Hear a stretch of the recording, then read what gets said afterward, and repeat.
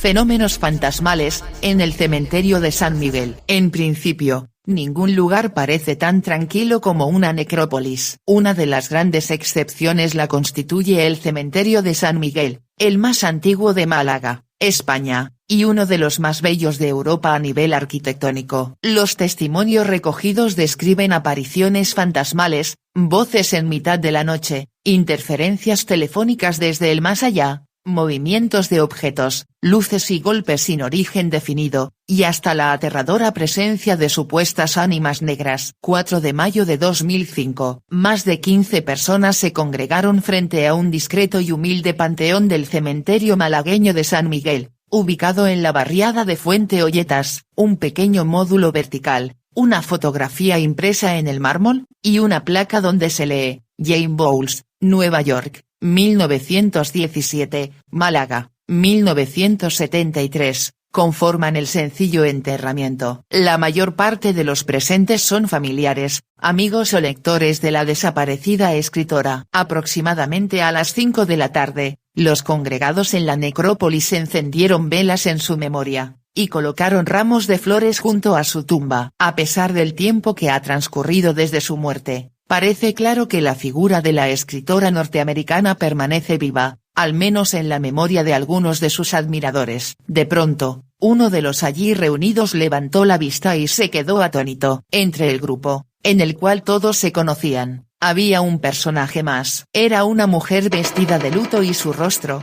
era extrañamente parecido al de la literata. Tanto es así, que un asombrado señor tuvo que contemplar el mármol con su fotografía, como si no conociera bien la imagen de su admirada escritora. Tras unos momentos de desconcierto, advirtió a quienes estaban a su lado, y estos miraron igualmente a la mujer vestida de negro, desde la corta distancia que los separaba. La mirada de la señora parecía perdida, si acaso enfocada hacia el panteón. Antes de que nadie pudiera hacer nada para verificar la identidad de la mujer, esta desapareció tras la esquina de un panteón de gran tamaño, que conduce a la zona de enterramiento de los escritores y artistas malagueños. Cuando se corrió la voz, los más veteranos, aquellos que suelen visitar cada año la tumba de Bowles, respondieron impasibles: no se preocupen. Jane suele venir en el aniversario de su muerte, apareciendo entre nosotros con la misma espontaneidad con que desaparece. Los primeros en descubrir los fenómenos relacionados con la escritora fueron José Fernández, encargado de la capilla del cementerio, y los vigilantes de seguridad, que han visto pasear a una señora de aspecto extravagante por las inmediaciones de la tumba de Bowles. Esta visita no debería haber llamado la atención, ya que la escritora tenía un amplio círculo de amigos y admiradores, en varios países. Pero además de lo extraño de la hora, resultaba curioso que la dama estuviera todos los días con idéntica vestimenta, en el mismo punto, ante la tumba de Jane, y en actitud contemplativa. Esa actitud fue la que llevó a los guardas a no acercarse a la extraña mujer, ya que temían romper algún tipo de oración en honor a la difunta. Sin embargo, cuando posteriormente intentaron establecer contacto con la desconocida para conocer la razón de su visita, esta desapareció tras una esquina, en el momento en que el vigilante de turno estaba a punto de alcanzarla. Para José Fernández y los guardas, la imposibilidad de escapar en tan escasos segundos, comenzó a sugerirles que el fenómeno carecía de explicación racional. Esto les hizo estar más atentos a las apariciones de la enigmática mujer, y en alguna ocasión, llegaron a acercarse lo suficiente para identificarla. Según sus testimonios, su rostro era idéntico al de la imagen de Jane Bowles. Un caso realmente impresionante es el vivido por J.R.G., una persona escéptica que, no obstante, vivió en el cementerio una de las experiencias más aterradoras de su vida. Nuestro testigo, llegó aquella noche a su puesto de trabajo como guarda del cementerio, entró en la cabina de descanso, ubicada en el exterior del cementerio, para esperar su turno y como acostumbraba, llamó a su esposa para saludarla. Mientras hablaban pausadamente, J.R.G. escuchó una voz masculina, que articulaba palabras inconexas como fondo de la conversación. Su primera reacción fue de ira, al pensar que su mujer le estaba siendo infiel. Cuando le preguntó quién estaba de visita, Su esposa le aseguró que se encontraba completamente sola. Mientras seguían hablando, la comunicación se cortó con un sonido de interferencia, y la voz de su esposa fue sustituida por una voz masculina, muy fuerte y cavernosa, casi metálica, que dijo: «Dentro te espero». De nuevo se escuchó la interferencia y acto seguido, la voz de su mujer preguntando qué había ocurrido, ya que había dejado de escucharle durante algunos segundos. Como era de esperar, aquella noche el vigilante no realizó ninguna ronda por el interior del cementerio, y muy poco tiempo después pidió cambio de turno. No podía soportar la presión psicológica que suponía el impactante recuerdo de aquella vivencia aterradora. Percepciones anómalas. PDE. Es otro de los antiguos vigilantes que ha pasado largas noches en el recinto del Camposanto. Tanto él como su compañero de servicio afirman haber escuchado pasos extraños que carecían de una localización definida, así como voces o murmullos que nunca pudieron identificar. En una de estas ocasiones, el compañero, medio en broma, pidió una señal a voz en grito, y justo en ese momento, PDE oyó un profundo pitido en el oído que le dejó sordo durante unos minutos. Desde entonces, ambos se toman con respeto los fenómenos paranormales, e intentan hacer su trabajo pasando inadvertidos a lo que ellos consideran fuerzas de otros mundos. Pese a todo, han vivido otras experiencias. Algunas se han repetido con todo detalle en días diferentes, como si estuvieran programadas para seguir siempre el mismo patrón. Mientras se encontraban en la sala de descanso, por ejemplo, escuchaban cómo la losa de un nicho caía al suelo haciéndose añicos. Sin embargo, al acudir al lugar donde se había producido el ruido, no lograban encontrar ninguna losa caída o rota. Curiosamente, a los pocos minutos de regresar a la cabina, el ruido volvía a repetirse, sin que pudieran determinar su causa. Escuchemos su testimonio. Lo que más cuentan los vigilantes jurados es pues, que están allí en la garita haciendo guardia y oyen el ruido como si de una lápida cayese de alguno de los nichos al suelo y se rompiese con un estruendo muy, muy grande. Entonces salen, comienzan a buscar esa lápida que se ha roto pero no aparece por ningún sitio. Y también les ha ocurrido que están haciendo algunas de las 4 rondas nocturnas que tienen que hacer por las calles del cementerio, vuelven a oír este ruido fuerte, como una lápida de mármol que se rompe, y cuando van no consiguen localizar ninguna lápida que se haya caído, ni ninguna piedra rota, ni ningún tipo de desperfecto. Cierta noche estaba mi compañero hablando con un compañero suyo de Sevilla, terminó la conversación, yo estaba al lado suyo, y escuchamos claramente unos pasos que se acercaban a nosotros. Yo llevaba la linterna, enfoqué con la linterna hacia el pasillo por donde venían los pasos. Los pasos duraron unos 10-15 segundos hasta que se pararon delante nuestra y yo con la linterna alumbrando. Por supuesto allí no se veía nada.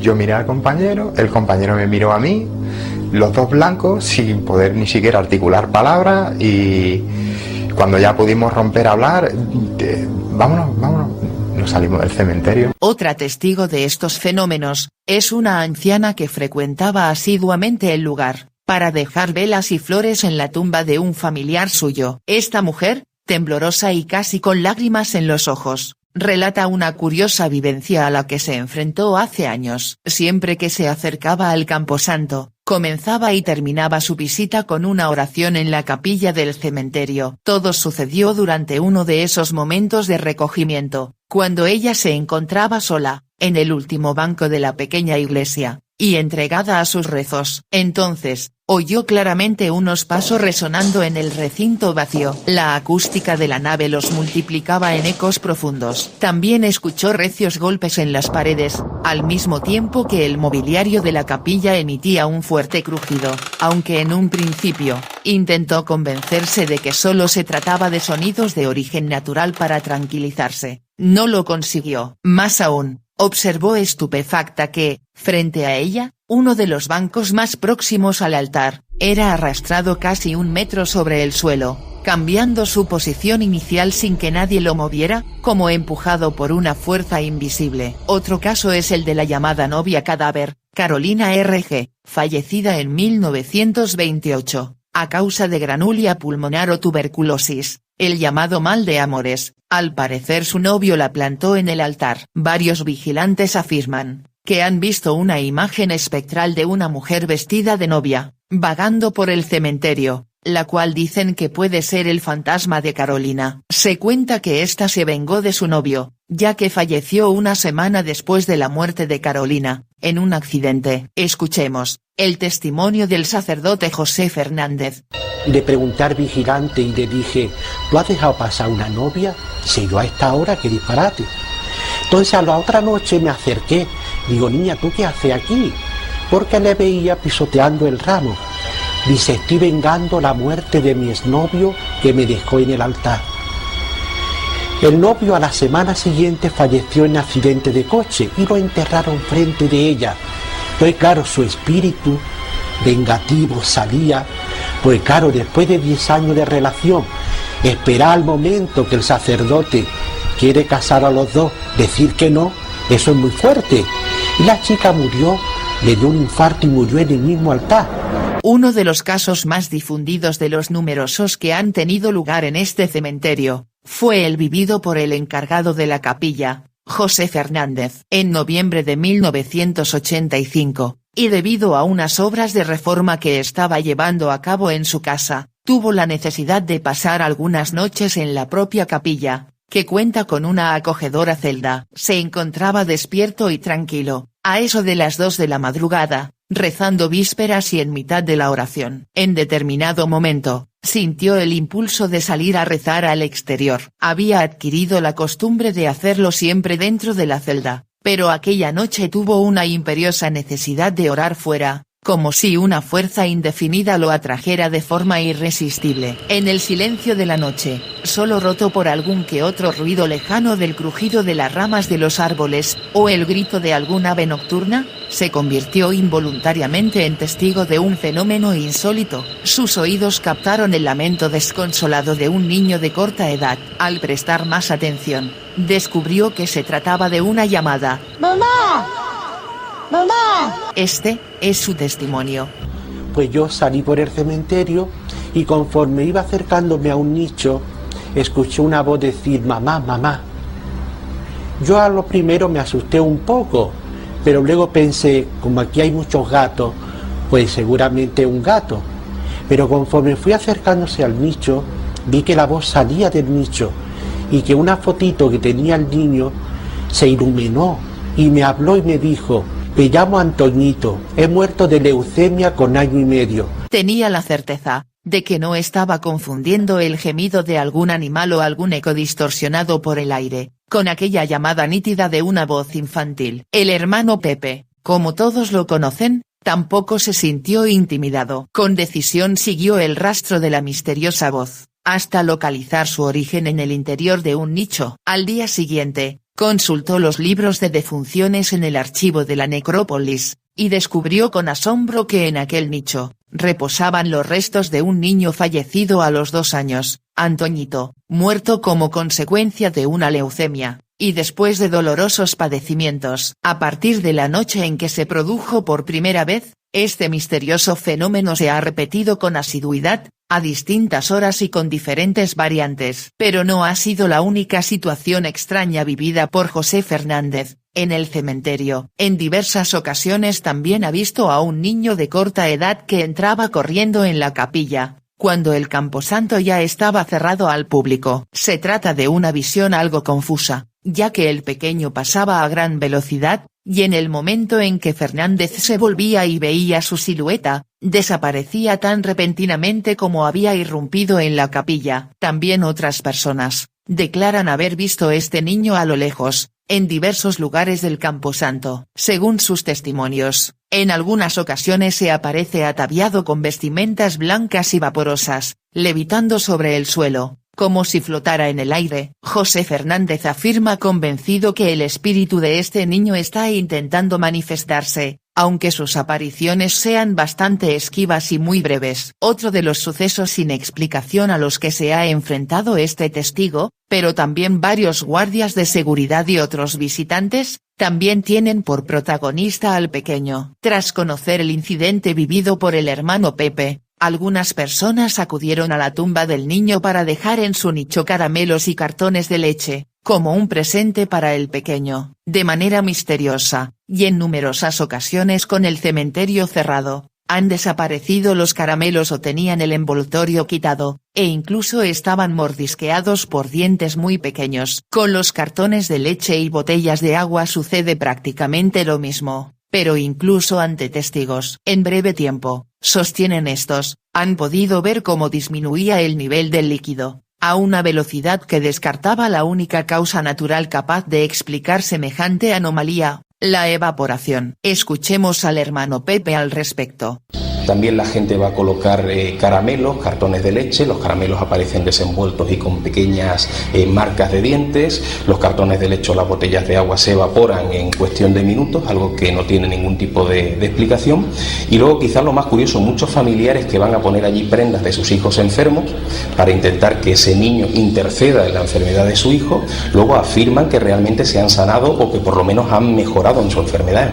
Si seguimos el camino principal y pasamos al segundo patio de nichos, dirigiéndonos a la esquina superior derecha, encontramos uno de los típicos rincones de habitual enterramiento infantil. Allí descansan los restos de la pequeña María Marta, fallecida en un accidente de coche. Curiosamente, su muerte dio paso a otra leyenda, que gira en torno a la supuesta intercesión de la niña, en casos de crisis matrimoniales y de pareja. Si nos acercamos a ese lugar vemos que, como sucede en el nicho de Antoñito, la historia ha calado entre los visitantes. También este lugar está lleno de juguetes, con la diferencia, de que abundan las cartas de personas, pidiendo a la niña que solucione sus problemas conyugales o sus desencuentros amorosos. Entre quienes afirman haber sido testigos de fenómenos extraños, también se encuentran José Fernández, y algunos vigilantes de seguridad. Estas personas, sostienen que han visto el cuerpo semitransparente e inerte de una niña. Hace décadas,